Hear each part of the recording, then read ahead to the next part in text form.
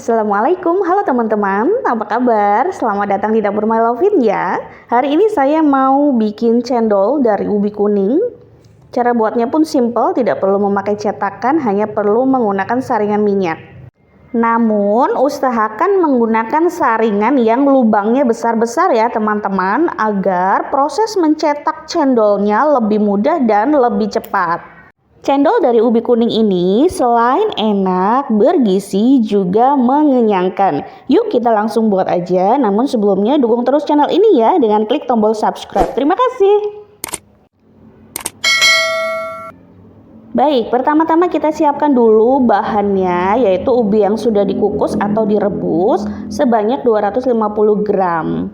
Kemudian setelah dikukus, masukkan dalam wadah bersih, kemudian tekan-tekan menggunakan sendok, garpu, atau whisk seperti ini. Siapkan gelas belimbing, kemudian ambil air matang sebanyak 5 gelas belimbing penuh.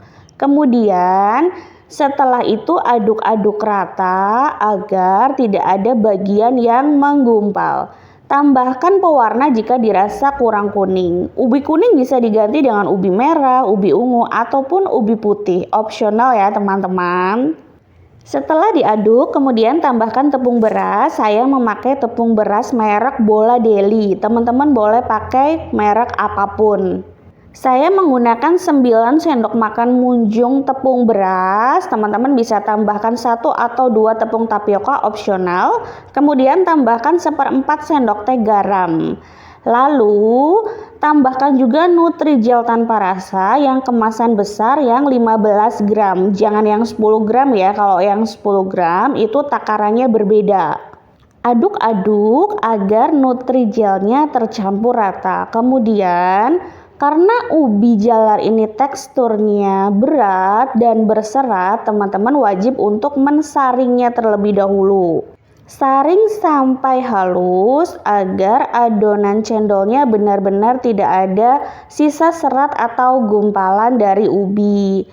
Jangan lupa untuk membersihkan bagian belakang cetakan atau saringan agar tidak ada yang tertinggal. Kemudian setelah itu aduk-aduk di atas kompor dengan api sedang cenderung kecil. Setelah adonan dirasa mengental, kemudian diaduk menjadi berat, pastikan api kompor dalam api yang paling kecil. Aduk terus agar tidak ada bagian yang gosong di bawah dan tunggu sampai meletup-letup. Jika sudah meletup-letup seperti ini, teman-teman segera matikan kompornya. Siapkan wadah bersih, kemudian masukkan es batu. Boleh dihancurkan dulu es batunya atau dalam bentuk utuh. Tambahkan air matang sampai posisi esnya tertutup oleh air tersebut. Kemudian ambil saringan minyak, lalu ambil adonan cendol, kemudian tekan-tekan menggunakan sendok sampai terbentuk cendolnya. Jika teman-teman tidak ada saringan, bisa menggunakan plastik kilauan, kemudian di bagian ujungnya menggunakan gunting. Aduk rata agar cendol tidak menempel satu sama lain. Salah satu tips mencetak cendol adalah cetak dengan cepat selagi adonan masih panas atau minimal hangat dan selagi es batunya belum mencair. Karena bahan dasar cendol ini adalah Nutrijel, jadi ketika sudah dingin, dia akan sedikit mengeras seperti agar-agar. Kandungan beta karotin dalam ubi jalar ini bukan hanya memberikan warna yang bagus, warna yang kuning atau orange yang khas dalam cendol, namun juga membantu menjaga kesehatan mata.